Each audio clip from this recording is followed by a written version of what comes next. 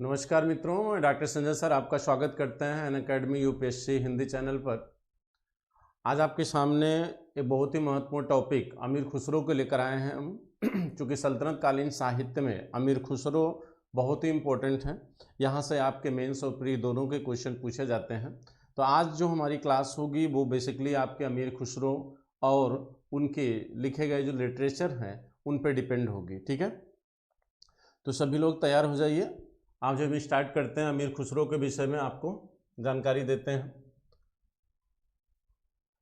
मित्रों, अमीर खुसरो का जो लिटरेचर है वो न केवल आपके एग्जाम के पॉइंट ऑफ व्यू से इम्पोर्टेंट है बल्कि आपके लाइफ के निर्माण में यानी आपके व्यक्तित्व के निर्माण में भी एक अहम योगदान दे सकता है। कहा जाता है कि भारतीय साहित्य में अमीर खुसरो का महत्व सिर्फ इसलिए नहीं है कि उन्होंने खड़ी बोली या उर्दू का विकास किया, उनका महत्व इस बात के लिए भी है। कहा जाता है कि अमीर खुसरो ने जिस राष्ट्रवादी भावना को अपने साहित्य में दर्शाने का प्रयास किया है, यदि आने वाले समय में हिंदुस्तान का साहित्य भी उनको एक राष्ट्रवादी लेखक के रूप में अपने साहित्य में स्थान दिया होता तो शायद हिंदुस्तान की सांप्रदायिकता की जो भावना है वो काफ़ी कम रही होती। लेकिन वो इम्पोर्टेंस अमीर खुसरो को भारतीय लिटरेचर या हिंदी लिटरेचर में नहीं प्रदान किया गया जो उन्हें देना चाहिए था, क्योंकि वास्तव में अमीर खुसरो ने मित्रों अपने लिटरेचर में हिंदुस्तान की जो राष्ट्रवादी छवि दिखाने की कोशिश किया है वो काबिले तारीफ है। एक राष्ट्रवादी मुसलमान की जो छवि है वो सबसे पहले हमें अमीर खुसरो में और बहुत ही मजबूत तरीके से दिखाई देती है। तो हम वो चीज़ भी देखेंगे, लेकिन पहले थोड़ा सा हम अमीर खुसरो का परिचय देख लेते हैं। बेसिकली वहाँ से भी क्वेश्चन आते हैं, चूँकि प्री की क्लास है आपकी। तो चलिए शुरू करते हैं अमीर खुसरो के बारे में।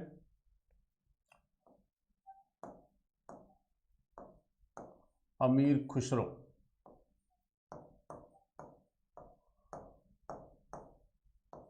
देखिए मित्रों, इनका जन्म जो है, पहली बात तो ये भारतीय मुसलमान है। इनका जन्म जो है, जन्म 1253 ईस्वी में उत्तर प्रदेश के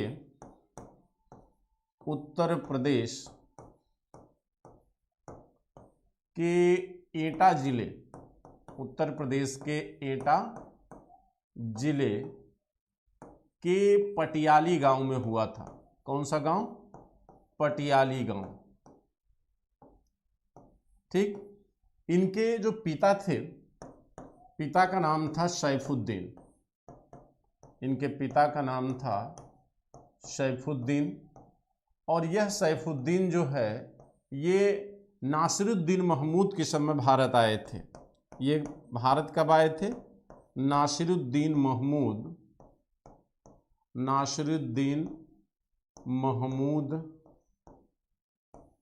के समय भारत आए,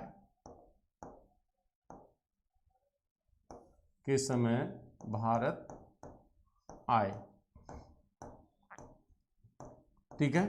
कहते हैं इनकी जो माता थी, यानी अमीर खुसरो की जो माँ थी, ये बलबन के समय एक मंत्री थे जिनका नाम था इमादुल मुल्क की पुत्री थी।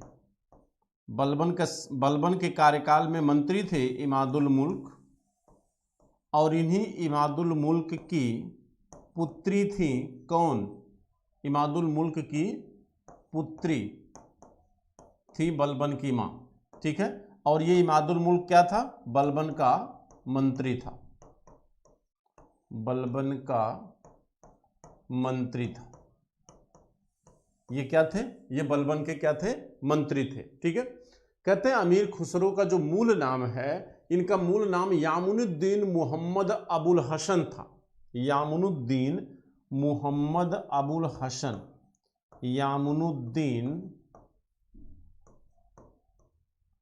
यामुनुद्दीन मुहम्मद अबुल हसन, यामुनुद्दीन मुहम्मद अबुल हसन, ये आपके अमीर खुसरो का मूल नाम है। ये अमीर खुसरो का मूल नाम है मित्रों। ठीक है। अब अगर आप देखें तो कहा जाता है अमीर खुसरो को अन्य नाम से भी जाना जाता है। इनकी कई टाइटल हैं, उपाधियां। ठीक है। इनकी कई टाइटल हैं, उपाधि जिसको कह सकते हैं आप, इनकी कई उपाधियां हैं अमीर खुसरो की। पहले आप फैक्ट नोट कर लीजिए, जैसे तुतिये हिंद, अमीर खुसरो को तुतिये हिंद कहा गया है। तो तुतिये हिंद क्यों कहा गया है? एक बेहतर संगीतज्ञ होने के कारण, संगीतज्ञ होने के कारण इनको तुतिये हिंद कहा गया। और तुर्कुल्लाह, तुर्कुल्लाह, तुर्कुल्लाह जो उपाधि है ये इनके गुरु औलिया ने दिया था। इनके गुरु थे मित्रों औलिया, औलिया ने इनको तुर्कुल्लाह की उपाधि दिया था। ठीक है, औलिया ने इनको क्या दिया था? तुर्कुल्लाह। और आप ये जानते रहते हैं, कहा जाता है कि औलिया, निजामुद्दीन औलिया इनका पूरा नाम है, जो इनके क्या थे? गुरु थे। निजामुद्दीन औलिया की मृत्यु होने के एक दिन बाद जो है अमीर खुसरो की भी क्या हो गई थी? मृत्यु हो गई थी। तो निजामुद्दीन औलिया और अमीर खुसरो की जो गुरु और शिष्य की जो परंपरा रही है वो बेहद मजबूत रही है मित्रों। ठीक है, तो उनके बारे में भी अभी हम देखेंगे, लेकिन अभी पहले अमीर खुसरो के बारे में थोड़ा सा हम फैक्चुअल जानकारी पहले आपको दे दें। दो उपाधियों की चर्चा हमने किया है, एक तुर्कल्ला, दूसरा तुतिये हिंद। तुतिये हिंद इसको इसलिए कहा जाता था क्योंकि ये एक महान संगीतज्ञ थे और एक बेहतर संगीतज्ञ होने के कारण इनको तुतिये हिंद कहा गया है। ठीक, दूसरा तुर्कुल्लाह की जो उपाधि है ये इनके गुरु निजामुद्दीन औलिया के द्वारा दिया गया था अमीर खुसरो को। इसके बाद एक उपाधि और है, वो है अमीर। अमीर जो उपाधि है, अमीर हालांकि एक पद होता था, अमीर जो उपाधि है ये जलालुद्दीन खिलजी के द्वारा इसे दिया गया था। अमीर की उपाधि जो है इन्हें जलालुद्दीन खिलजी के द्वारा दिया गया था। ये दिया गया है किसके द्वारा? जलालुद्दीन खिलजी, जलालुद्दीन खिलजी के द्वारा दिया गया। और कहा जाता है कि अमीर खुसरो ने कुल 8 सुल्तानों का कार्यकाल देखा था। कितने सुल्तानों का? 8 सुल्तानों का कार्यकाल इसने देखा था। 8 सुल्तानों का कार्यकाल इसने देखा था। और इन्होंने जो अपने जीवन का जो आरंभ किया, कहा जाता है कि अपने जीवन का आरंभ इन्होंने किसके समय किया? मलिक छज्जू के समय किया था।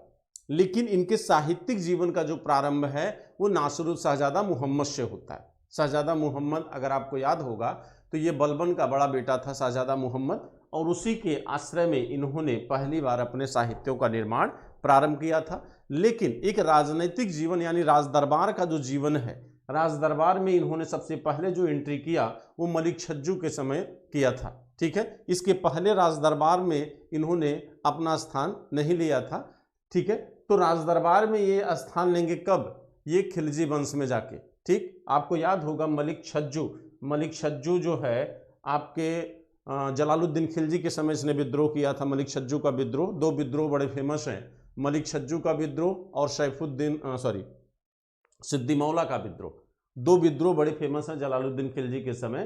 तो उसी मलिक छज्जू जिसको जलालुद्दीन खिलजी ने मुक्त कर दिया था, ठीक है, तो मलिक छज्जू के ही दरबार से इन्होंने अपने जीवन का क्या किया? प्रारंभ किया। इसको ऐसे आप लिख सकते हैं, प्रथम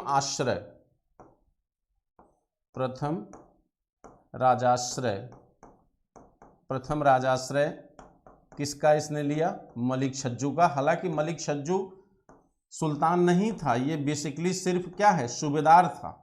मलिक छज्जू क्या है? सूबेदार था, यानी प्रांतीय प्रशासन में एंट्री किया था अमीर खुसरो ने सबसे पहले।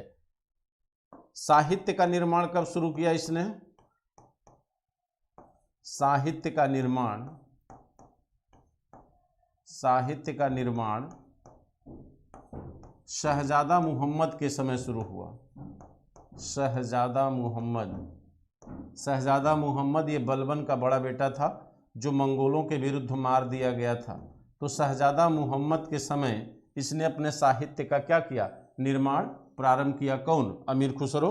और सरकारी यानी राज्य में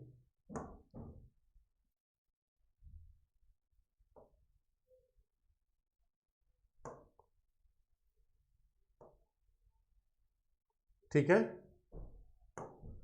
तो ये तो रहा अभी अलाउद्दीन के विषय में, सॉरी अमीर खुसरो के विषय में हमने आपको एक संक्षेप में एक बेसिक जानकारी देने की कोशिश किया है, ठीक है। इसको आप लोग नोट कर लीजिए। अब हम बात करते हैं कि अमीर खुसरो के समय क्या क्या चीज़ें, क्या नवीनता अमीर खुसरो ने अपने साहित्य में दिखाने की कोशिश किया है, या इसके द्वारा जो लिखे गए साहित्य हैं उन्होंने उस समय किस तरह से अपना प्रभाव स्थापित करने की कोशिश किया है। चलिए तो थोड़ा सा अमीर खुसरो की बात करते हैं, ठीक है।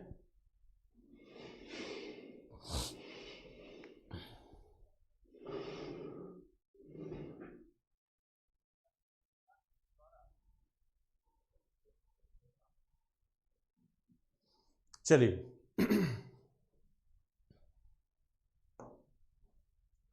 देखिए अमीर खुसरो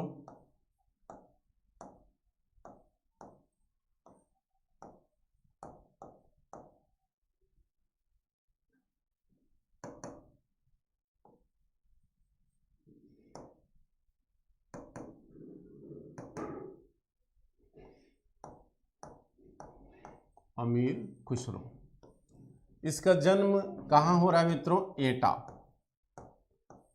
एटा में अमीर खुसरो का जन्म हुआ, एक मुस्लिम परिवार में। और अगर आप गौर करें तो एटा जो है ये कहीं न कहीं आपके दिल्ली एवं आगरा के क्या है, नज़दीक है, ठीक है। दिल्ली एवं आगरा के क्या है, नज़दीक है, ठीक। कहा जाता है कि दिल्ली एवं आगरा ये दोनों ऐसे स्थान थे जहां पर अधिकतम ऐसे मुस्लिम लोग निवास कर रहे थे जो कहीं न कहीं प्रवासी थे, यानी वो मुसलमान जनसंख्या यहाँ पर अधिकतम थी जो एक विदेशी आक्रमणकारी के रूप में हिंदुस्तान आई थी, ठीक।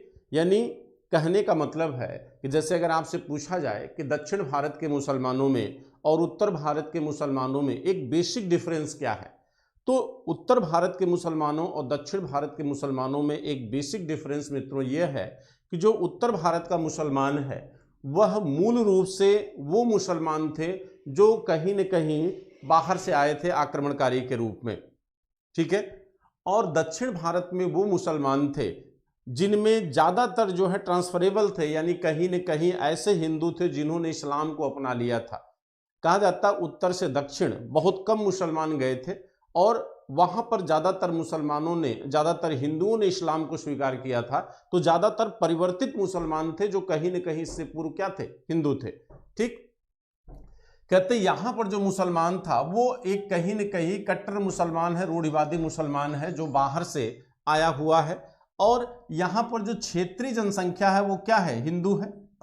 क्षेत्रीय जनसंख्या, क्षेत्रीय जनसंख्या जो है वो कौन है, वो हिंदू है, ठीक।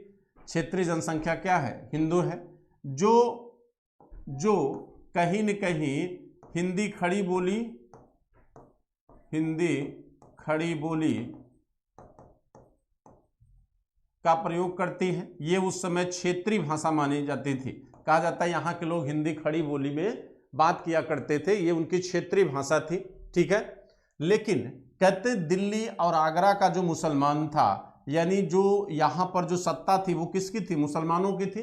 भाई इस्लाम की स्थापना हो चुकी, सल्तनत की स्थापना हो चुकी है, तो दिल्ली और आगरा ये ऐसे क्षेत्र थे जो मुस्लिम शासकों के अधीन थे। कहा जाता है कि भारत में मोहम्मद गजनवी हो या मोहम्मद गोरी हो या बाबर हो, किसी का संबंध ईरान से नहीं रहा, फिर भी ईरान की भाषा फारसी इनकी राजभाषा बनी। तो क्यों, ये मेंस का विषय है। कहा जाता है कि यहाँ जो मुसलमान है उसकी जो राजकीय भाषा है वो क्या है, फारसी है। उसकी राजकीय भाषा क्या है, फारसी है, ठीक। और यहाँ पर जो हिंदू समाज है, जो हिंदू लेखक हैं, उनके लेखनी, उनका जो लेखन कार्य है वो किसमें है, अपभ्रंश में है। उनका लेखन कार्य किसमें है, अपभ्रंश में है, ठीक। तो कहने का मतलब है कि यहाँ की जो आम जनता थी, यहाँ की जो आम जनता है, ठीक, जो हिंदू समाज है, उसे माने उसके लिए ऐसा कोई साहित्य नहीं था जो उसकी समझ में हो। यानी ऐसा कोई साहित्य उस समय निर्मित नहीं हो रहा था जिस साहित्य की भाषा को यहाँ का समाज क्या करे, समझ सके। यानी क्यों, देखिए अपभ्रंश भी इनके समझ से परे है, जो यहाँ की आम जनता थी अनपढ़ थी, और फारसी भी इस हिंदू समाज से क्या है, परे है। ठीक, कहा जाता है कि इन दोनों में सरलता लाने की है। देखिए फारसी जो है राज की भाषा थी, तो यह आम मुसलमान भी इसे समझ नहीं सकता था। आम मुसलमान भी इस भाषा को समझ नहीं सकता था, और आम हिंदू जो सामान्य हिंदू था वह भी अपभ्रंश को समझ नहीं सकता था। कहा जाता है इसीलिए अमीर खुसरो ने सबसे पहला प्रयास यह किया कि उन्होंने क्षेत्रीय जनता में यानी सामान्य जनता के बीच अपनी पैठ बनाने के लिए उन्होंने क्या किया कि इसका सरल रूप उर्दू, यहां पर उर्दू का विकास किया और यहां पर खड़ी बोली का विकास किया। खड़ी बोली का विकास किया, यानी कहने का मतलब है कि अमीर खुसरो पहले ऐसे व्यक्ति थे जिन्होंने खड़ी बोली में अपनी भाषा, अपने साहित्य का निर्माण प्रारंभ किया। कहा जाता है कि इससे एक बड़ा फायदा ये हुआ, खड़ी बोली का जो डेवलपमेंट है, खड़ी बोली और उर्दू के विकास के द्वारा अमीर खुसरो ने कहीं न कहीं वहाँ की आम जनता की भावनाओं को अपने साहित्य के माध्यम से प्रदर्शित करने का प्रयास किया। ठीक है, यहाँ की जो इस्लामिक जनता थी, यहाँ की जो इस्लामिक जनता थी मित्रों, यह जनता भी कहीं न कहीं हिंदुओं से जुड़ना चाहती थी। यह एक विदेशी थे, ये कहीं न कहीं अपने को पराया महसूस करते थे, एक दूसरे देश पर एक जबरदस्ती अधिकार किया हुआ महसूस करते थे।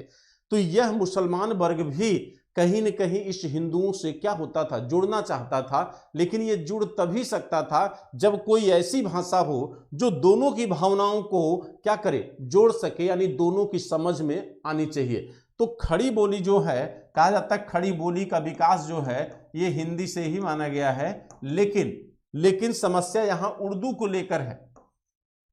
समस्या यहां उर्दू को लेकर है। उर्दू के संदर्भ में कहा जाता है कि हिंदी का विकास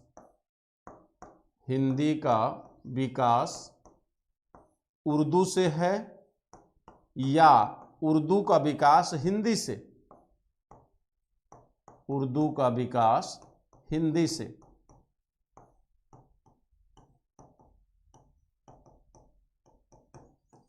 यानी एक प्रश्न ये बनता है कि जो उर्दू का विकास अमीर खुसरो के द्वारा किया गया वह उर्दू हिंदी से विकसित हुआ था या हिंदी उर्दू से विकसित हुई है, ये बड़ा विचारणीय प्रश्न है। लेकिन वाजपेयी जी जो हिंदी के एक महान लेखक हैं वो ये मानते हैं कि उर्दू का विकास हिंदी से हुआ है।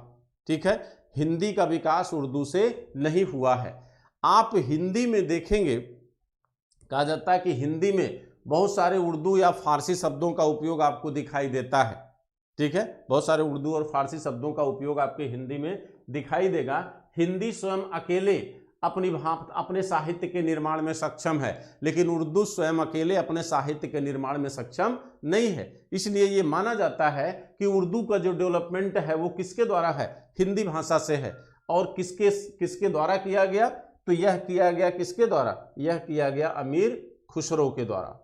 ठीक है, यह किया गया किसके द्वारा, अमीर खुसरो के द्वारा। आप संक्षेप में अगर आपको जानना हो, आप सिर्फ इतना जानिए कि हिंदी, देखिए आप केवल इतना याद रखिए कि उर्दू एवं खड़ी बोली, उर्दू एवं खड़ी बोली का विकास, ये दोनों डेवलपमेंट किसके द्वारा हुआ, अमीर खुसरो के द्वारा। ठीक है, आगे आप चलेंगे तो ब्रज भाषा जो है ये वल्लभाचार्य के समय ब्रज भाषा दिखेगी आपको, अवधी भाषा आपको कबीर के समय दिखेगी। ठीक, आगे चलकर आप देखेंगे तो अन्य क्षेत्रीय भाषाओं का विकास भी आपको दिखाई देगा 15वीं सदी तक आते आते। ठीक है, तो यहाँ इन्होंने दो भाषाओं का डेवलपमेंट किया अमीर खुसरो ने। कहा जाता कि अमीर खुसरो ने बहुत सारे ऐसे साहित्य का निर्माण किया जिसके माध्यम से इन्होंने उस समय के समाज, उस समय की राजनीतिक व्यवस्था को दर्शाने का प्रयास किया है।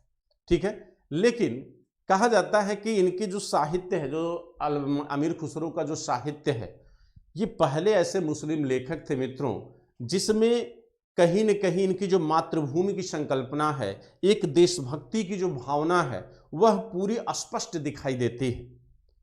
कहते हैं कि अमीर खुसरो को हिंदुस्तान की मातृभूमि से प्रेम था, ये इनकी जन्मस्थली हुआ करती थी।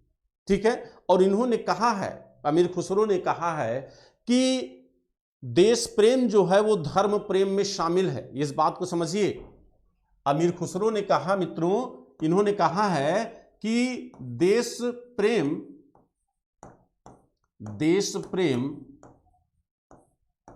धर्म प्रेम में शामिल है, धर्म प्रेम में शामिल है। देखिए, इस स्टेटमेंट को बहुत गौर से समझने की कोशिश करिए। इन्होंने कहा देश प्रेम धर्म प्रेम में शामिल है, यानी अगर आप अपने धर्म की प्रति निष्ठा दिखा रहे हो तो आपको अपने देश के प्रति भी निष्ठा दिखानी चाहिए। ठीक, यानी आज के संदर्भ में अगर जो आप देखते हैं वर्तमान समाज, 21वीं सदी समाज में देखिए, जिस एक समुदाय को आप कहीं न कहीं अपने देश के प्रति निष्ठावान नहीं मानते, उस तरह की व्याख्या अमीर खुसरो ने नहीं किया। अमीर खुसरो ने कहा कि देश प्रेम जो है धर्म प्रेम में शामिल है, यानी अगर कोई वर्ग या समुदाय अपने धर्म के प्रति निष्ठा दिखा रहा है तो उस निष्ठा में उसके देश के प्रति भी निष्ठा शामिल होनी चाहिए।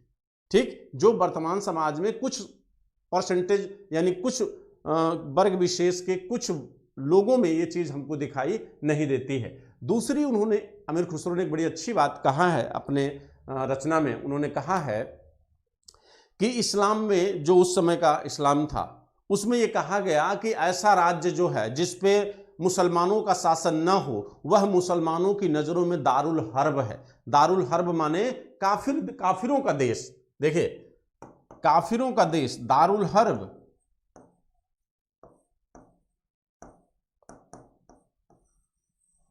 देखिए, कहते हैं कि जैसे, इसको आप अन्यथा में मत लीजिएगा आप लोग, जो है जो बात मैं कहना चाह रहा हूं, यह अमीर खुसरो का स्टेटमेंट है, मेरा स्टेटमेंट नहीं है। अमीर खुसरो ने कहा है कि इस्लामिक समाज में, जिस समय का वो था, उस समय की मानसिकता की बात अपने साहित्य के माध्यम से वो रखना चाह रहे थे। उन्होंने कहा इस्लामिक समाज में ये मान्यता है कि जिस देश पर या जिस भूभाग पर मुसलमानों का शासन नहीं होता है, वह भूभाग इस्लाम में दारुल हर्ब माना जाता है। दारुल हर्ब माने काफिरों का देश। काफिरों का देश मतलब काफिरों का देश वह देश होता है जहां पर मुसलमान नहीं होते। ठीक है, जैसे भारत के संदर्भ में भी काफिरों का देश कहा जाता है, या अंग्रेजों को भी मुसलमानों ने काफिर कहा था। ठीक, यानी जो उनके देश के नहीं होते। यहां पर आप सेंस निकाल सकते हैं कि, फिर मैं आपको एक बार समझाता हूं कि वह भूभाग जहां पर मुसलमानों का शासन नहीं होता, वहां के लोगों को मुसलमान क्या कहते हैं?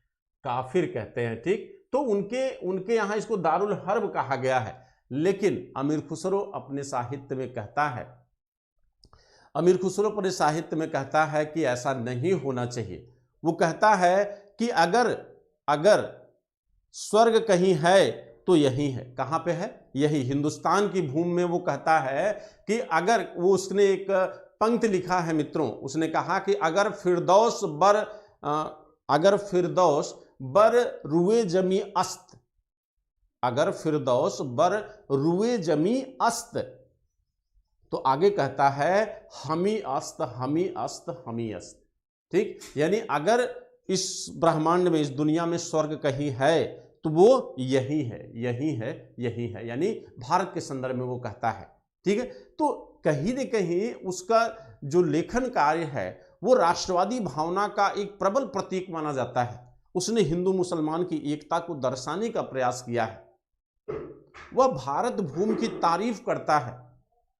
अमीर खुसरो के साहित्य में भारतीय भूमि की बेहद तारीफ की गई है। वो यहाँ के ब्राह्मणों को प्रकांड विद्वान मानता है और इनकी तुलना अरस्तु से करता है मित्रों।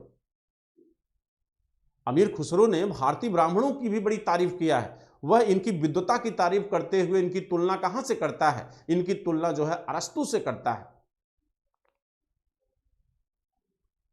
अब सोचिए, कहते भारत के प्रति जो उसका राष्ट्र प्रेम है, उसको अगर एक पंक्ति में हम कहें तो एक पंक्ति अमीर खुसरो ने लिखा है, नो शिपयहर उसकी एक रचना है, उसमें अमीर खुसरो कहता है कि यहाँ का, यहाँ माने भारत का, वो भारत के संदर्भ में कहता है कि यहाँ का कांटा भी जूही और चमेली के फूलों से बेहतर है। आप सोचिए कि किसी की राष्ट्रभक्ति कितनी मजबूत दिख रही है अमीर खुसरो में, कि वह जो है भारत के कांटे की तुलना भी जूही और चमेली के फूलों से कर रहा है, कि यहाँ की खराब से खराब चीज भी वो दुनिया की सबसे अच्छी चीज है। उसके ये कहने का क्या है, तात्पर्य है। अमीर खुसरो ने अपने लेखन शैली में कहीं न कहीं जितनी राष्ट्रभक्ति उसके अंदर थी, वह पूरा जो है उसको उड़ेलने का प्रयास किया है। वह भारत भूमि के संदर्भ में कहता है, मित्रों देखिए ये सब मेंस की बातें हैं, लेकिन हम थोड़ा सा चर्चा आपके सामने करना चाहेंगे। वह भारत के लिए कहता है कि यह विविध विद्वानों की भूमि है। वो भारत की धरती की तारीफ करता है, इस भूमि की विद्वता की तारीफ करता है। वह कहता है कि जिस प्रकार यहाँ की भूमि वीरों से खाली नहीं हुई है, उसी प्रकार यहाँ की भूमि विद्वानों से खाली नहीं है। ये विद्वानों की भूमि है। यहां पर वो कहता है कि यहां पर सभी भाषा को बोलने वाले लोग हैं। वो कहता है कि यहां पर यहां के लोग जो है वो सभी भाषाओं को शुद्ध रूप से बोल सकते हैं। वो कहता है कि भारत का ज्ञान इतना अमर है, इतना श्रेष्ठ है कि बाहर के लोग भी भारत में ज्ञान सीखने आते हैं। वो भारत के अंकों के ज्ञान की तारीफ करता है, वो आर्यभट्ट की तारीफ करता है, बाराहमिहिर की तारीफ करता है, भास्कराचार्य की तारीफ करता है, वो भारत के शतरंज खेल की तारीफ करता है। मित्रों, वो कहता है यहाँ का शतरंज जो है वो एक ऐसा खेल है जो दुनिया में कहीं दिखाई नहीं देता। और तो छोड़िए, वो भारत के संगीत की तारीफ करता है। वो भारत के संगीत की तारीफ किस तरह से करता है? वो कहता है कि यहाँ की संगीत इतनी मधुर है कि हिरन भी अपना कंसंट्रेशन खो देता है। सोचिए, मैंने क्या तारीफ किया उसने अपने साहित्य में भारत के संगीत की। वो कहता है कि हिंदुस्तान की संगीत इतनी मधुर है कि हिरन भी अपना कंसंट्रेशन खो देती है, हिरन भी अपनी चेतना से क्या हो जाता है, भंग हो जाता है। तो वो भारत के संगीत, भारत के शतरंज, भारत के अंकों के ज्ञान, भारत की ज्ञान मीमांसा, भारत की भाषा की शुद्धता, इन सारी चीजों की तारीफ वो करता है। वो कहता है मैं ऐसे देश का हूं, मेरा देश ऐसा है जहां तोता और मैना भी आदमी की भाषा बोलते हैं। ये अमीर खुसरो ने अपने साहित्य में कहा है कि वो अपने देश पर वो गर्व करता है। मित्रों, वो कहता है कि मैं ऐसे देश का हूं जहां तोता और मैना भी आदमी की भाषा समझते हैं। यानी यहां पर आदमी और पशु माने मानव और पशु पक्षियों के प्रेम को दर्शाता है। वो कहता है कि यहां का घोड़ा भी ताल पे अपने पैर उठा लेता है, आदमी की ताल को घोड़ा भी समझता है, वह उसकी ताल पर अपने पैरों को क्या करता है, उठाता है। यानी जानवर भी आदमी की भाषा को समझता है। वो कहता है कि बकरियों का संतुलन, बकरियों का जो संतुलन है वो खेल का एक बेहतर तरीका है। यहां की बकरियां भी अपना खेल बड़े संतुलन के साथ खेलती हैं। वो कहता है कि यहां का बंदर इतना जानकार है कि वो रुपए और अठन्नी में भेद कर लेता है। तो इस तरह जो अपने साहित्य में उसने भारत का जो एक प्रबल तरीके से उसने प्रस्तुतिकरण दिया है मित्रों, और हिंदुस्तान में इस मुस्लिम और हिंदुओं के बीच की जो एकता को दर्शाने की कोशिश किया है, शायद अगर आने वाले हिंदू राष्ट्र कवियों ने भी अमीर खुसरो की इस श्रेष्ठता को अपने रचना में, अपने साहित्य में स्थान दिया होता, तो शायद जो है शायद जो सांप्रदायिकता की भावना थी वो इतनी प्रबल न होती, और मुस्लिम समुदाय भी अपने आप को हिंदुओं का माने कहीं न कहीं हिंदुस्तान का महसूस करता। ठीक है,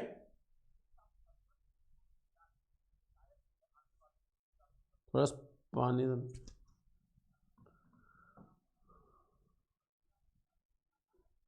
ठीक है, आइए अब हम देखते हैं कि अमीर खुसरो की रचनाएं क्या क्या हैं। ठीक है, इन्होंने कौन कौन से साहित्य का निर्माण किया है और इनका साहित्य जो है, ठीक है, किन किन मामलों में जो है अच्छा, कुछ फैक्ट्स की भाषा में कर लेते हैं थोड़ा सा कि कौन कौन से फैक्चुअल जानकारी, इन्होंने किन किन चीज़ों का आविष्कार किया, इन्होंने किन किन चीज़ों का आविष्कार किया। अमीर खुसरो के आविष्कार,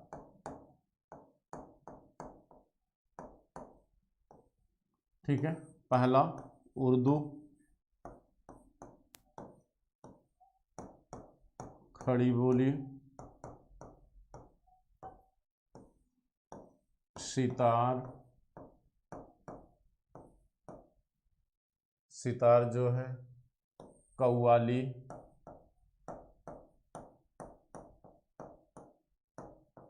कव्वाली, देखिए इतनी चीजों का आविष्कार,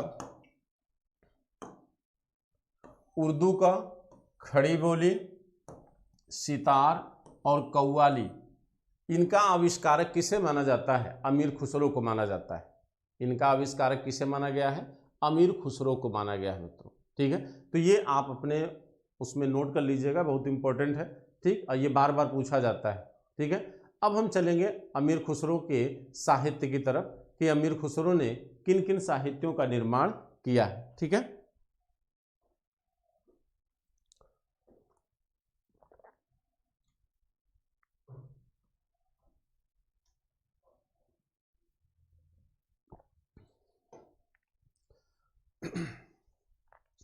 चलिए अब हम देखते हैं इनके साहित्य, अमीर खुसरो के साहित्य।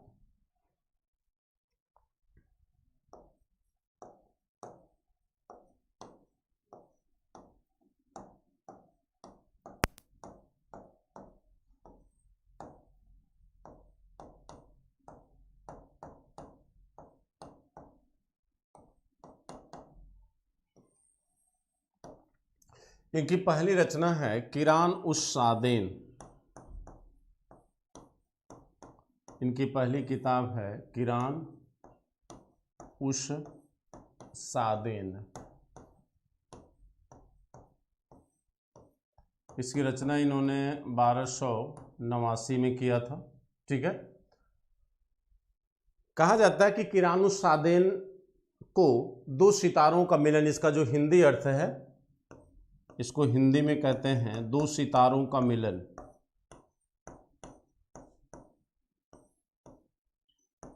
दो सितारों का मिलन, ठीक है। अब देखिए, कहते हैं कि हर साहित्य में आपके लिए जो इंपॉर्टेंट चीज है वो ये है कि किस साहित्य में किस चीज का विवरण है, ठीक है। यानी किन किन बातों का उल्लेख हमें किस साहित्य में दिखाई देता है, ठीक है। तो ये चीज हम जरूर देखेंगे, क्योंकि जो किताब, जो साहित्य है, कभी कभी सिर्फ किताबों के नाम पूछ लिए जाते हैं और कभी कभी उन किताबों में दिए गए तथ्यों को पूछ लिया जाता है कि किस साहित्य में, किस किताब में कौन सा तथ्य दिया गया है, ठीक। तो किरान उस सादेन में इन्होंने किन बातों का उल्लेख किया है? तो सबसे पहला जो विवरण है वो ये है कि दिल्ली के समृद्धि का उल्लेख, यानी दिल्ली की समृद्धि, यानी दिल्ली के आर्थिक रूप से जो संपन्नता है, वहाँ के जो भवनों का निर्माण है, उसका उल्लेख उसने किरान उस सादेन नामक ग्रंथ में किया है, ठीक है। यानी इस ग्रंथ में जो पहला विवरण है वो राजधानी यानी दिल्ली के समृद्धि का विवरण देता है। अब इस समृद्धि में दोनों चीजें हैं, आर्थिक समृद्धि भी उसने दिखाया है और दूसरा भवन निर्माण का भी वो उल्लेख करता है, ठीक है।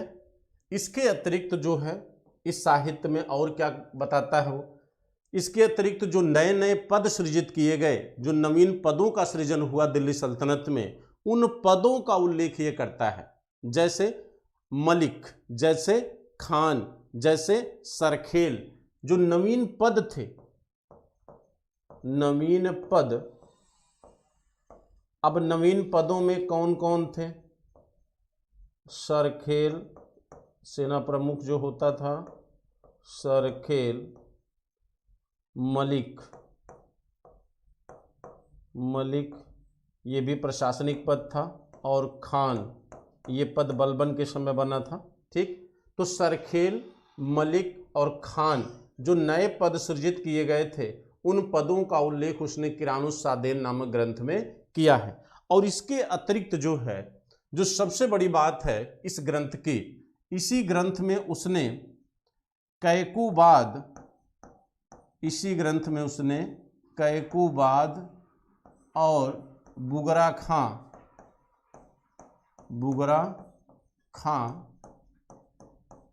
की मुलाकात को दर्शाता है। देखिए, ये बुगरा खां जो है ये बलबन का बेटा था, आपको याद है ये किसका बेटा था, ये बलबन का बेटा था। ठीक, और बुगरा खां बलबन के समय बंगाल का क्या था, सूबेदार था। ठीक, आपको याद होगा कि बंगाल में जब तुगरिल खां ने विद्रोह किया था बलबन के समय 1279 में, ठीक, तो उस तुगरिल खां के विद्रोह को दबाने के लिए बलबन अपने बड़े बेटे बुगरा खां को लेकर साथ गया था, और तुगरिल खां के विद्रोह को इसने क्या किया, दबाया। और कहते हैं तुगरिल खां और उसके सहयोगियों को बलबन ने बंगाल के बाजारों में कठोर दंड के तहत जो है उनकी चमड़ियों में भूसा भरवा के टांग दिया था। और अपने बेटे बुगरा खां को लेकर उसने जब परेड किया था बलबन ने, तो कहा था कि हमारे राज्य में विद्रोहियों का यही हश्र होता है। ठीक, तो कहा जाता है बुगरा खां डर गया था और फिर बुगरा खां पुनः कभी राजधानी लौटकर नहीं आया। और जब बलबन मर गया, बलबन की जब मृत्यु हो गई, तो कहा जाता है उत्तराधिकारी उसका बेटा बुगरा खां था, चूंकि बलबन का बड़ा बेटा मुहम्मद मर चुका था। लेकिन बुगरा खां ने गद्दी लेने से इनकार कर दिया। तब जाकर बुगरा खां के बेटे यानी बलबन का पोता कैकुबाद जो है गद्दी पर क्या हुआ, गद्दी पर आसीन हुआ। ठीक, और जब ये पोता, तो बुगरा खां ये बाप लगेगा किसका, कैकुबाद का, तो दोनों यानी बाप बेटों की जो मुलाकात हुई अयोध्या में फैजाबाद में, उस मुलाकात का विवरण अमीर खुसरो ने अपनी रचना किरानुस्सादेन में दिया। और यहां अमीर खुसरो स्वयं क्या था, उपस्थित था। अमीर खुसरो यहां स्वयं क्या था, उपस्थित था। यह अमीर खुसरो की उपस्थिति में यह मुलाकात हुई थी। और इस घटना का जो विवरण है वो एक प्रत्यक्षदर्शी के रूप में अमीर खुसरो ने क्या किया है, प्रदान किया है। और इसी में वो कहता है कि सिजदा और पायबोस का जो नियम बलबन ने बनाया था, सिजदा माने था झुकना, ये है सिजदा, पायबोस माने पैर का चुम्बन करना।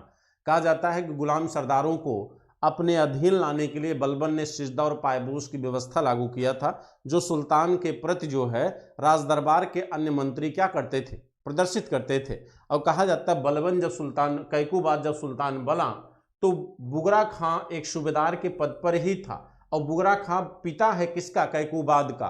कहते हैं कि बुगरा खां जब मिला फैजाबाद में, तो कैकुबाद के समक्ष जब सिजदा और पायबोस करने के लिए झुकता है, तो कैकुबाद अपने पिता बुगरा खां को गले से लगा लेता है और सत्ता इसे देने की बात करता है, लेकिन बुगरा खां सत्ता लेने से इनकार कर देता है। तो ये सारी घटनाओं का विवरण जो है अमीर खुसरो ने अपनी रचना में यहाँ पर किरानुस्सादेन, नाम याद रखिएगा, किरानुस्सादेन, इसी ग्रंथ में वह अपने इस घटना का क्या करता है, विवरण देता है। ठीक है, तो ये एक किताब हो गई बलबन की, अमीर खुसरो की। अगली किताब हम चलते हैं, मिफ्ताह उल फुतूह, अगली किताब है इनकी नंबर 2। दूसरा साहित्य कौन सा है, मिफ्ताह उल फुतूह, मिफ्ताह उल फुतूह, ये अमीर खुसरो की दूसरी रचना है मित्रों। और कहते हैं इसका एकमात्र केवल ये है, कहते हैं इस किताब में मलिक छज्जू के विद्रोह का उल्लेख किया गया है। और इसी मलिक छज्जू के दरबार में सबसे पहले इसने अपनी शुरुआत किया था। इसमें मलिक छज्जू के विद्रोह का उल्लेख है। और यह विद्रोह किसके समय हुआ था, यह विद्रोह हुआ था जलालुद्दीन खिलजी के समय। किसके समय हुआ था, जलालुद्दीन खिलजी के समय।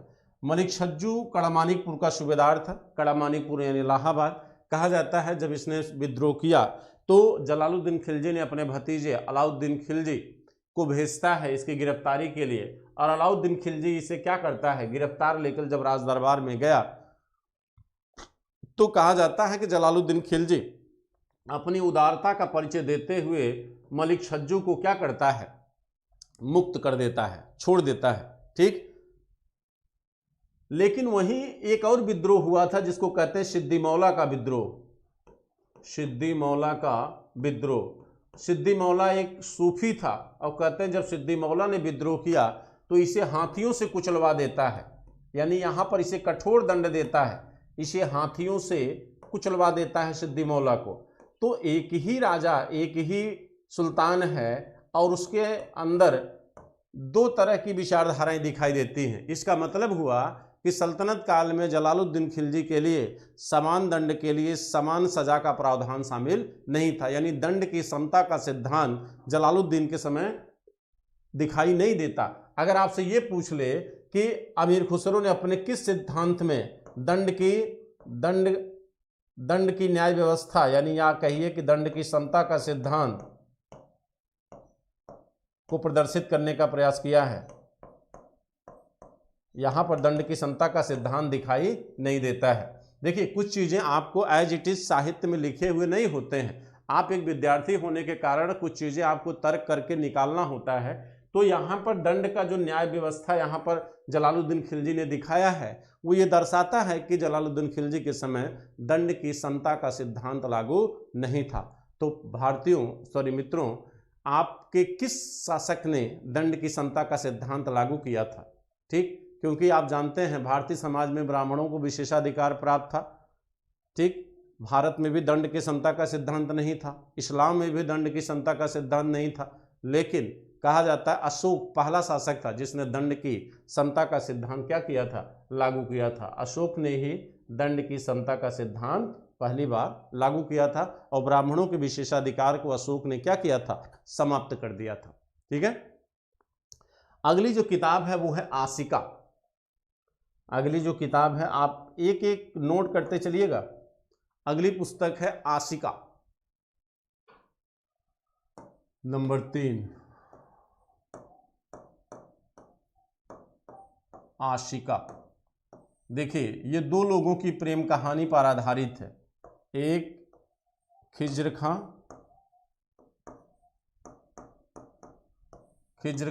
और देवल देवी।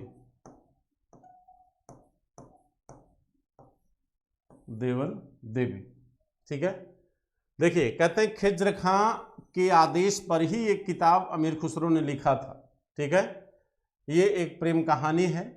कहते हैं कि इसके आदेश पर ही ये साहित्य लिखा गया था। खिज्र खां के आदेश पर अमीर खुसरो ने इस साहित्य को लिखा था। खिज्र खां जो है अलाउद्दीन खिलजी का बेटा है, अलाउद्दीन खिलजी का बेटा है, अलाउद्दीन खिलजी का बेटा है। और देवल देवी जो है ये गुजरात के राजा कर्ण सिंह, गुजरात के राजा कर्ण सिंह और उनकी पत्नी कमला देवी की संतान है, यानी कमला देवी माँ है, कमला देवी क्या है, माँ है, और पिता कर्ण सिंह है, किसके, देवल देवी के। लेकिन आपको याद है कि 1298 में जब गुजरात पर हमला होता है अलाउद्दीन की तरफ से, तो कहा जाता है कि कर्ण सिंह यहाँ पर कर्ण सिंह जो है अपनी बेटी देवल देवी को लेकर, माने कर्ण सिंह देवल देवी को लेकर भाग आए थे। कहाँ, देवगिरी। कहाँ भाग गए थे, देवगिरी। देवगिरी के राजा हुआ करते थे रामचंद्र देव, यहाँ भाग के चले गए थे। ये दक्षिणी महाराष्ट्र में पड़ता है। ठीक, और इस युद्ध में कमला देवी को गिरफ्तार कर लिया किसने, अलाउद्दीन के सेनानायक नुसरत खां ने। कहा जाता है कमला देवी को गिरफ्तार करके जब दिल्ली लाया गया तो इससे विवाह कर लिया कौन, अलाउद्दीन। अलाउद्दीन कमला देवी से विवाह कर लेता है और इसे अपनी मुख्य रानी का हक दे देता है, यानी मुख्य रानी का पद प्रदान करता है किसको, कमला देवी को। और आप गौर करिए तो इसी कमला देवी की बेटी है देवल देवी, और ये कमला देवी की अगर बेटी हैं तो अलाउद्दीन की भी बेटी लगेंगी, और उसी से प्रेम कर रहा है उन अलाउद्दीन का बेटा तो कहीं न कहीं भाई और बहन का संबंध हुआ, लेकिन मुस्लिम समाज में ये संबंध क्या है, मान्य है, वहाँ पर इस तरह के संबंधों को मान्यता दी गई है। तो इसी प्रेम पर आधारित है पूरी तरह से ये इनका साहित्य। आशिका अमीर खुसरो ने जो साहित्य लिखा आशिका, वह पूरी तरह से इसी खिज्र खां और देवल देवी के प्रेम पर क्या है, आधारित है। ठीक है, अब आगे बढ़े। अगली जो किताब है उनकी वो है नूह शिपिहर।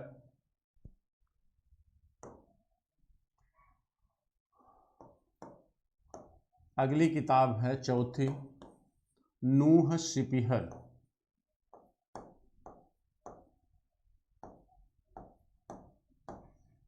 देखिए इसी किताब में अमीर खुसरो ने भारत की प्रशंसा की है। जो बातें अभी हमने कहा, जो बातें हमने अभी आपको बताया भारतीय प्रशंसा के बारे में, अमीर खुसरो ने वो सारी बातें अपने इसी साहित्य में कहा है। जैसे हम अभी बात कर रहे थे ना कि वह भारत के ब्राह्मणों की विद्वता की तारीफ करता है और कहता है कि यहाँ का ब्राह्मण जो है वो अरस्तु के समान ज्ञानी है। ठीक है, इसके बाद वो कहता है कि भारत के लोग इतने ज्ञानी थे कि बाहर से लोग भी यहाँ पर ज्ञान प्राप्त करने के लिए आते थे। यहाँ के गणितीय ज्ञान, अंकीय ज्ञान की तारीफ करता है, यहाँ के भाषा की तारीफ करता है, यहाँ के संगीत की तारीफ करता है। हमने आपको बताया कि वो संगीत की तारीफ करते हुए कहता है कि यहाँ का संगीत इतना मधुर है कि हिरन भी अपनी चेतना से क्या हो जाए, विहीन हो जाए, यानी वह भी अपने कंसंट्रेशन को क्या कर दे, खो दे। ठीक, यहाँ के तोता मैना को तारीफ करता है, घोड़े के ताल की बात करता है, बकरियों के संतुलन की बात करता है, बंदर के ज्ञान की बात करता है। ये सारी जो तारीफ उसने किया है वो सारा का सारा इसी नूह शिपिहर नामक ग्रंथ में करता है। लेकिन इसके साथ साथ वह जो है पैगंबर की भी तारीफ करता है। पैगंबर, इसी ग्रंथ में वह पैगंबर की भी तारीफ करता है, पैगंबर की प्रशंसा करता है और अपने गुरु निजामुद्दीन औलिया की तारीफ करता है।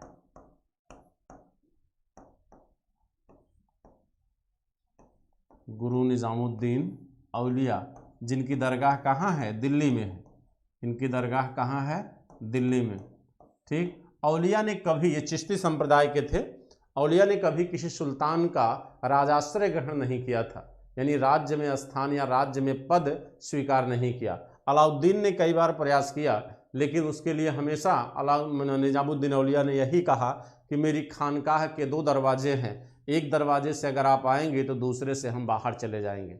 यानी चिश्ती संप्रदाय की ये सबसे बड़ी विशेषता रही कि चिश्ती संप्रदाय ने कभी किसी भी राज्य की अधीनता यानी राजाश्रय का पद स्वीकार नहीं किया, क्योंकि इनका मानना यह था कि साहित्य के निर्माण के लिए निरपेक्ष होना बेहद जरूरी है। यानी अगर हम किसी पद को धारण करते हैं, किसी राज्य का पद अगर स्वीकार करेंगे, तो हम जो है कहीं न कहीं निरपेक्ष साहित्य का निर्माण नहीं कर पाएंगे, यानी सत्य बातों का उल्लेख अपने साहित्य में हम नहीं कर सकते हैं। ये सारी चीज़ें आपके नूह शिपिहर में ये कहता है। ठीक है, दूसरी चीज़ कहते हैं इसी साहित्य में अमीर खुसरो ने भारतीय जलवायु, भारतीय पशु पक्षियों की तारीफ करता है। जो मैंने अभी आपसे बात किया ना, आप जैसे यहाँ पे मैंने कहा था कि भाई भारत के तोते की गणना, भारत के पशु पक्षियों की तुलना, इन सारी बातों को इसी में करता है। तो आप इसको कह सकते हैं भारत की जलवायु, पशु पक्षियों, गणित ज्ञान, भाषा का ज्ञान, संगीत आदि की तारीफ वह करता है। ठीक है, इन सारी चीज़ों को आप इसमें क्या कर सकते हैं, शामिल कर सकते हैं। ठीक है, हालांकि ये मेंस का विषय है, आप में सिर्फ किताब का नाम पूछेगा कि नूह शिपिहर किसकी रचना है, तो आप कहेंगे किसकी, अमीर खुसरो की है। ठीक है, अब देखिए अगला, अगर हाँ एक चीज़ आप ये जान लीजिए, अगर ये पूछ ले कि नूह शिपिहर का निर्माण किसके समय हुआ था, ये मुबारक शाह खिलजी के समय हुआ था। इसका निर्माण हुआ था मुबारक शाह खिलजी ये वही शासक है जो स्वयं को खलीफा घोषित कर लिया था। स्वयं को खलीफा घोषित करने वाला शासक कौन है? मुबारक शाह खिलजी। कहा जाता है धर्म और राजनीति दोनों को अपनी मुट्ठी में कैद कर लिया था मुबारक शाह खिलजी ने, यानी धर्म और राजनीति दोनों का केंद्र बिंदु कहां पर आकर टिक गया था? मुबारक शाह खिलजी के समय। ठीक है, अब देखिए अगली किताब है इसकी तुगलकनामा, जो इनकी अंतिम किताब मानी जाती है। तुगलकनामा, तुगलकनामा इनकी अंतिम किताब मानी जाती है और यह तुगलकनामा गयासुद्दीन तुगलक के समय की है। तुगलकनामा ये अंतिम किताब है इनकी और ये गयासुद्दीन तुगलक के समय की है। गयासुद्दीन तुगलक के समय की है। इसमें गयासुद्दीन तुगलक की विजय का उल्लेख है। गयासुद्दीन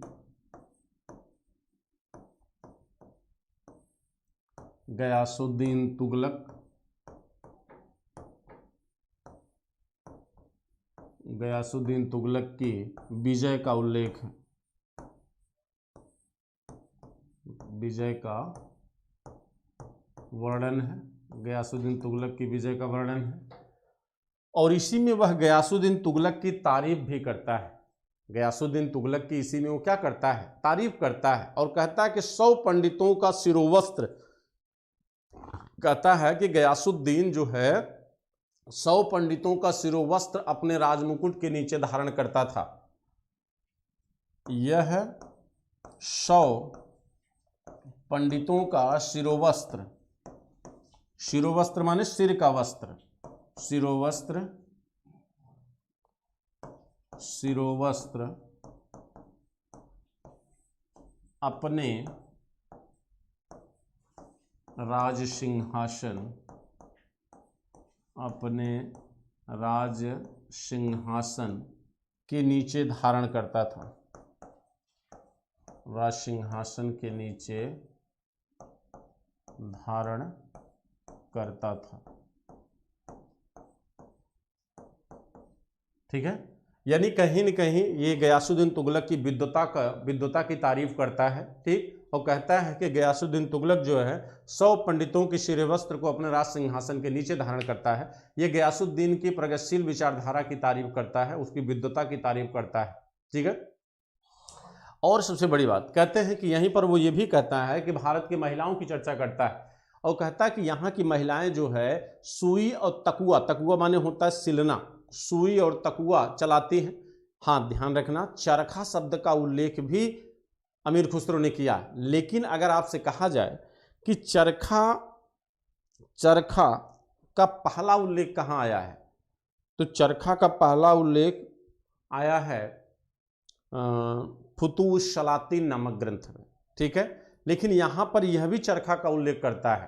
ठीक, न केवल चरखे का उल्लेख करता है बल्कि देवगिरी के वस्त्रों को, देवगिरी जो दक्षिण भारत में महाराष्ट्र में पड़ता है, वहाँ के वस्त्रों की तारीफ करता है। देवगिरी के वस्त्रों को रंग बिरंगे फूलों की तरह बताता है। ठीक, और कहता है कि भारत की जो महिलाएं हैं वो सुई, तकुआ और चरखा चलाया करती थी। ठीक, इनका उल्लेख जो है ये अलबमने अमीर खुसरो ने अपने साहित्य में किया है। इसके अतिरिक्त देखिए कुछ इन्होंने दीवान भी लिखे थे। ठीक, ये मसनवी थी, जितनी चीज़ें हमने आपको बताई ये सब मसनवियाँ थी इनकी, संग्रह जिनको कहते हैं, कथा संग्रह थे। ठीक, अब कुछ इन्होंने अन्य ग्रंथ भी लिखे हैं जो इम्पोर्टेंट है, पूछे जाते हैं, उनके नामों की चर्चा हम आपके सामने कर देना चाहेंगे और उनको आप लोग नोट भी कर लीजिएगा। वो किताब कभी कभी पूछी जाती हैं, जैसे नाज उल फुतूह, जैसे तारीख दिल्ली, जैसे फतहनामा। चलिए अन्य ग्रंथ,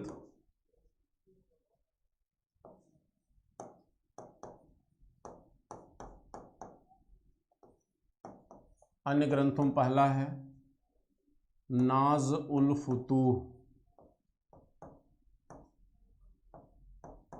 नाज उल फुतूह। ये इसको आप केवल यहाँ पर आपको केवल नाम याद करना है। ठीक है, नाजुल फुतूह, ये आपको नाम याद करना। इसके बाद तारीख दिल्ली, दूसरा है तारीख ए दिल्ली, तारीख ए दिल्ली। इसके बाद है आपका तीसरा फतहनामा।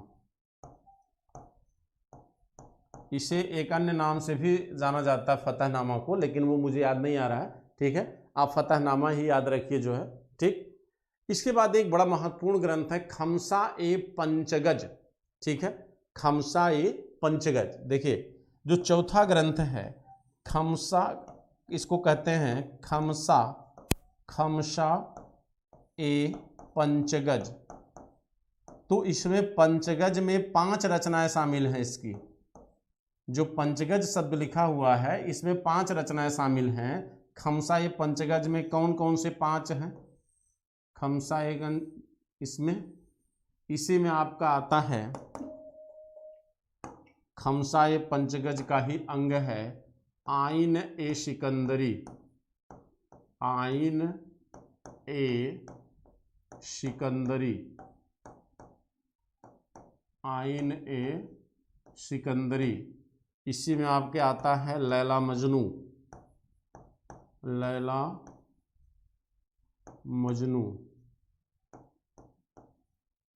शीरी फरियाद, शीरी फरियाद। ये सब तो लैला मजनू आप ये जानते हैं। शीरी फरियाद ये प्रेम कहानियों पर आधारित है, बहुत अच्छी तरह आपको पता होगा ये। ठीक, इसी में एक है आपका हस्ते बहिश्त। ठीक, हस्ते बहिश्त, मल्ला उल अरवर, हस्त ए बहिश्त। और लास्ट है इनका मल्ला उल अनवर। देखिए इसमें आपको जो याद रखना है मैं बताता हूं आपको, ये याद रखिए हस्त बहिश्त ये पूछा गया है, शीरी फरियाद, लैला और मजनू। आईने सिकंदरी भी एक बार पूछा जा चुका है। तो ये पंचगज में आते हैं। ये 5 रचनाओं को मिला के क्या कहा गया है? खमसा ए पंचगज। ठीक है, खमसा ए पंचगज ये बड़े महत्वपूर्ण साहित्य हैं आपके अमीर खुसरो के। कहते हैं एक, देखिए एक किताब इनकी और रह गई है जो इनके गुरु निजामुद्दीन औलिया और अमीर खुसरो के बीच, यानी गुरु और शिष्य के बीच जो वार्तालाप हुआ है उसको एक किताब का रूप दिया गया है, जिसको कहते हैं अफजालूस सवाहिद, अफजालूस सवाहिद। ये किताब देखिए अफजालूस सवाहिद। ये इसलिए महत्वपूर्ण है क्योंकि इसी में जो है, इसी किताब में औलिया एवं औलिया एवं अमीर खुसरो का वार्तालाप है, अमीर खुसरो का वार्तालाप।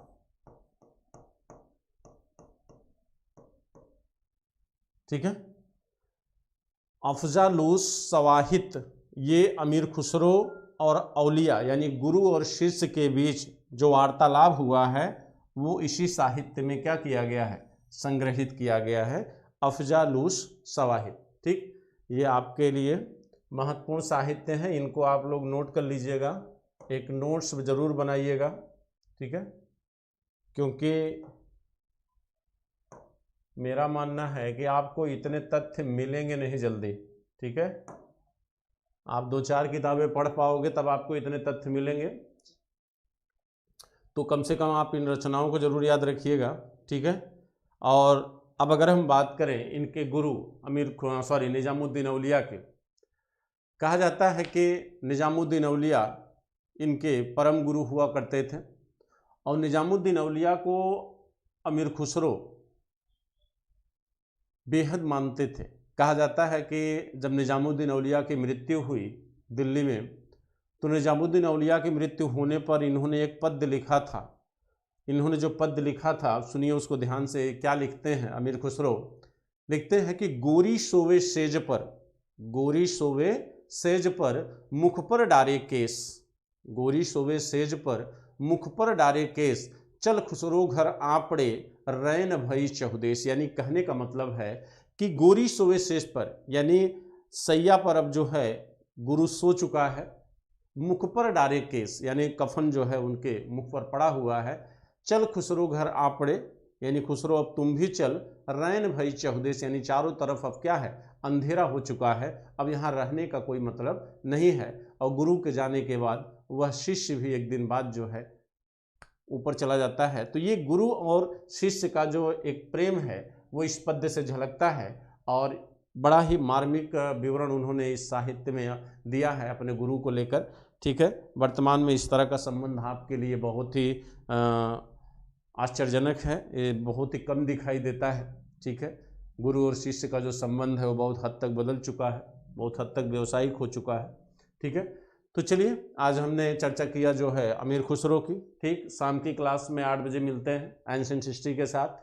और आप लोगों को मैं बता देना चाहता हूं कि जो आपके सैटरडे और संडे का जो क्लास होता है, सैटरडे और संडे की जो क्लास होती है मित्रों, वो थोड़ी सी स्पेशल क्लास करना चाह रहा हूं। ठीक, यानी करंट को थोड़ा सा जोड़ना चाह रहा हूं, आपको अपडेट करना चाह रहा हूं।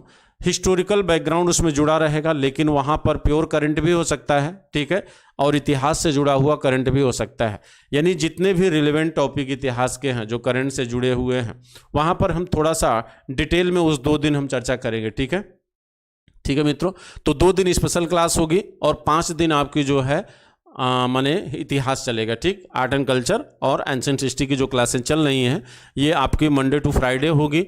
सैटरडे और संडे स्पेशल क्लासें होंगी, वो आपके करंट से जुड़ी क्लासें होंगी, तो वहाँ पर आप लोग जरूर जुड़िएगा, वो बहुत ही बेनिफिशियल होगी।